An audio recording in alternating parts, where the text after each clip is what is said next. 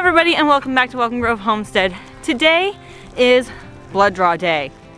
I am going to be doing blood draws on our goats, doing some biosecurity testing, as well as I have 3 goats that we are doing on-farm pregnancy tests for because I didn't actually witness them being bred by the bucks. So we're getting pregnancy tests done and disease testing for the herd, which is just kind of an annual thing that we are doing. We are testing for CAE and Johne's disease. Now the lab that we are using does not test for CL, so we will not be doing that testing.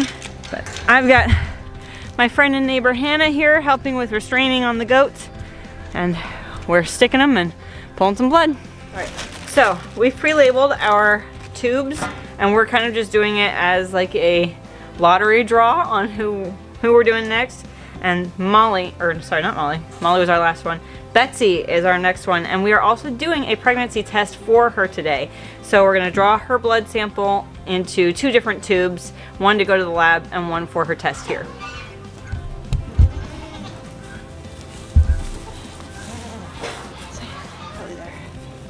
I don't know, I think there's babies in there. I think so too. But I never saw even an inkling of a heat cycle on her, so. And the rain.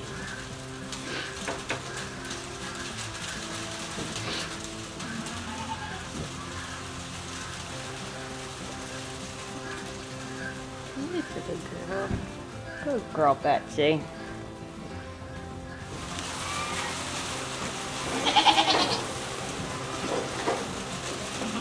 Okay, so we need 2 cc's for the lab. All right, so we just put our blood sample with the chaser into the test, marked it with a B for baby and me. No, for Betsy. And so we're gonna wait for that to be drawn up into the test strip. We actually have Mayhem's test, which says that she's pregnant. That looks like a W. Well, it's upside down. There you go. Mayhem, she's way pregnant. Mayhem. Yay. So we've got the control line and the test line, and she has a very strong positive test. So yay! So excited. She was the only one of the 3 that I suspected she might have been bred on a particular day. So I do actually have a due date for her, which will be April 15th, which is David's birthday. Hey. All right, so I don't know, since the whole COVID thing started, that I've ever been excited about a positive test. But I'm happy about that one. Yes. All right, so Hannah and Amanda are going to do some blood draws. We're going to find out if Miss Kitty is, I guess, not pregnant. This one is just straight. We're pretty confident that she is pregnant. Disease control, prevention, and knowledge. See if she'll let us do it this way. I might have to sit on her.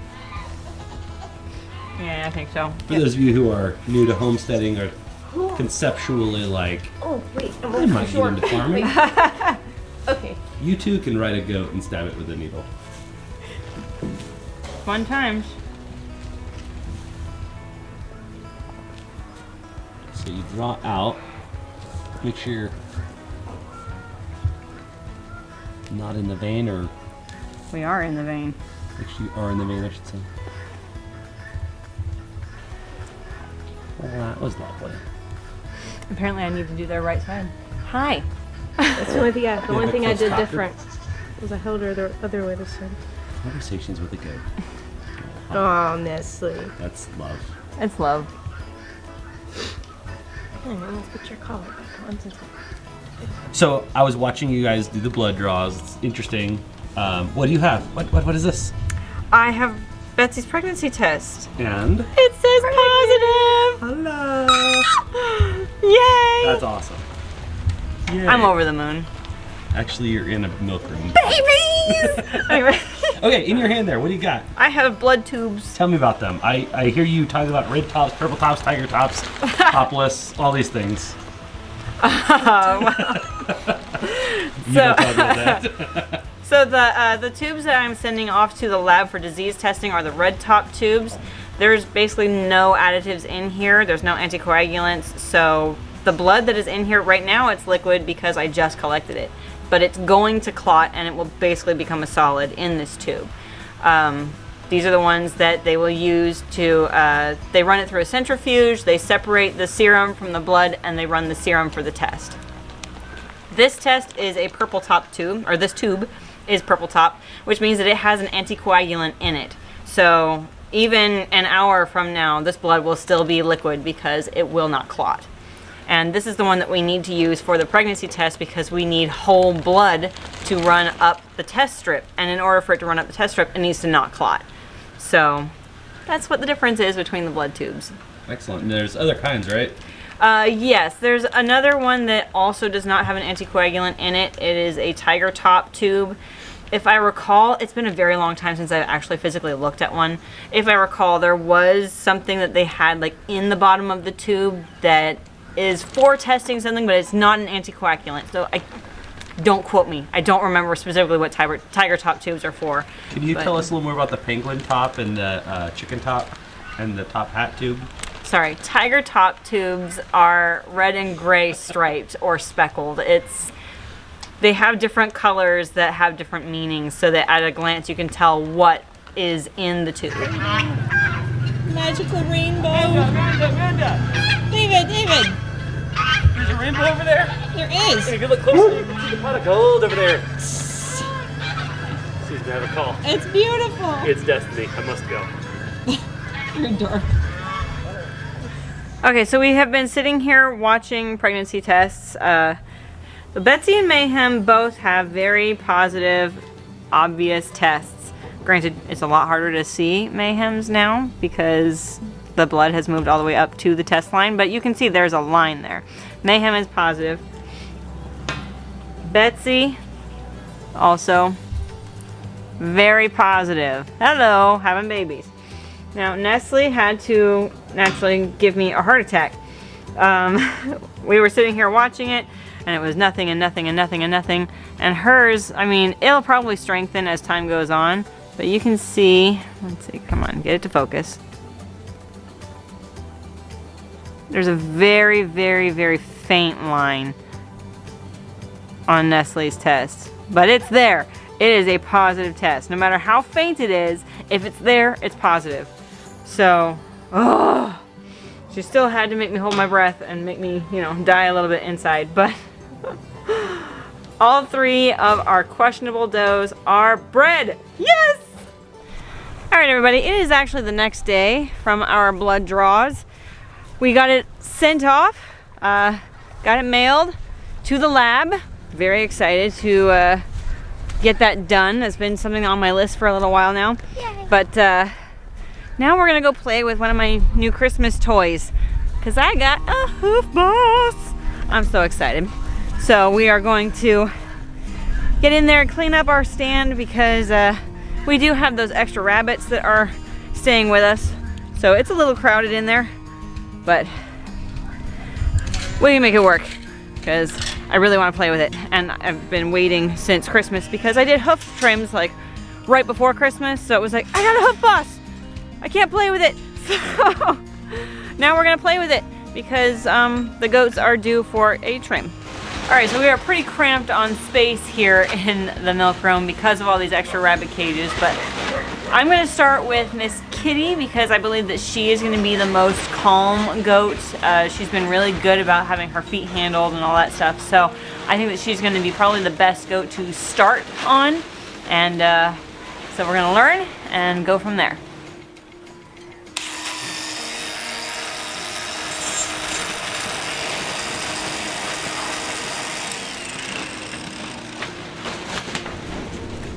Look at them pretty feet now. Alpines in general, I've noticed, have had the ugliest feet. But now, I know. Look how pretty that foot is. I'm excited. What do you think, Audrey? It's quicker. And we'll definitely all get a little quicker with it as we get used to it. And it's going to make a big difference, I think, in some of these goats that have some ugly feet. Alright, everybody. So, I was planning on kind of finishing out this video with getting hoof trims done on the whole herd. Get out of here, turkeys. These turkeys. Go on, back in your fence. Do your thing. Come on. Through the fence.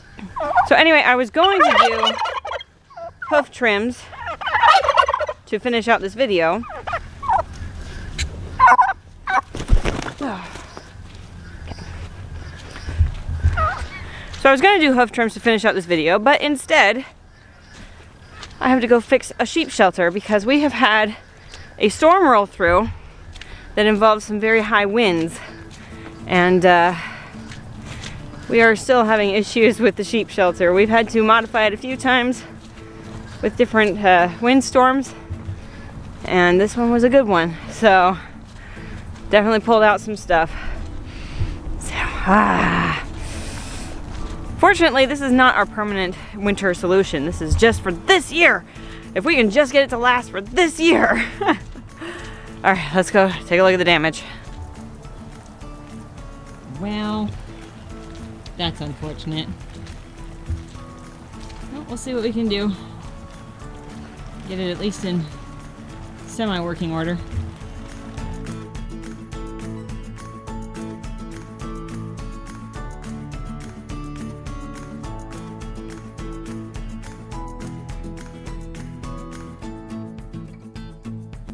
Okay, so we've assessed the sheep shelter, and it's pretty rough.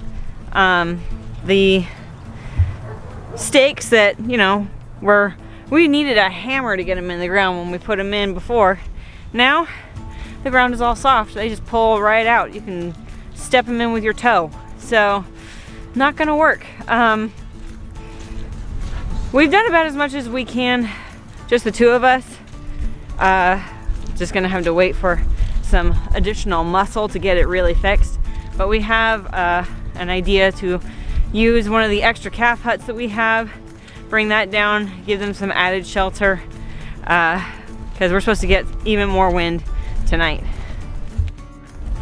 All right, well, it's the next morning, and the sheep shelter is it's not doing so good. It's got a nice big rip now going right up the middle of it, so I think we're gonna have to ultimately figure something else out for our winter shelter.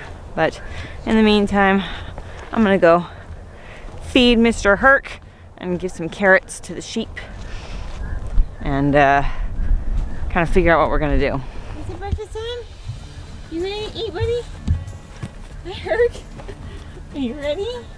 Where's your bowl? You gotta find your dog bowl. Good morning.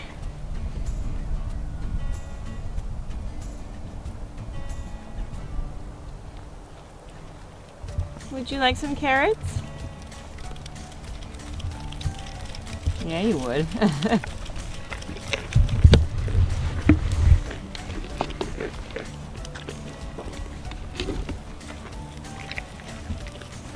And Naomi here is gonna pop with lambs, I'm sure, during the super cold weather we're supposed to have next week, because that's pretty much the doe code, the ewe code, it's the pregnant animal code. They're gonna wait for the worst possible conditions, and she has definitely been bagging up, getting an udder. Oh my goodness, you guys are just mauling for carrots. All right, that's the last one. Yeah, it's yours. There you go. Leah, Rachel, Naomi, and Esther. Oh, I'm sorry, Abel. You missed out on carrots today. I'm out. You were late to the party, bro. I'm sorry. Meanwhile, those three are not so much into the carrots. Sean will come over just for some pets. Hey, Sean. Hey, bro. Hi. Yeah. I'm trying to juggle the camera and all these containers. Yeah. I think I'd say the strong winds pretty much did it in for this shelter. That's a shame. It was a wonderful concept, but it just didn't hold up to insanely high wind. So we're gonna have to figure something else out for them.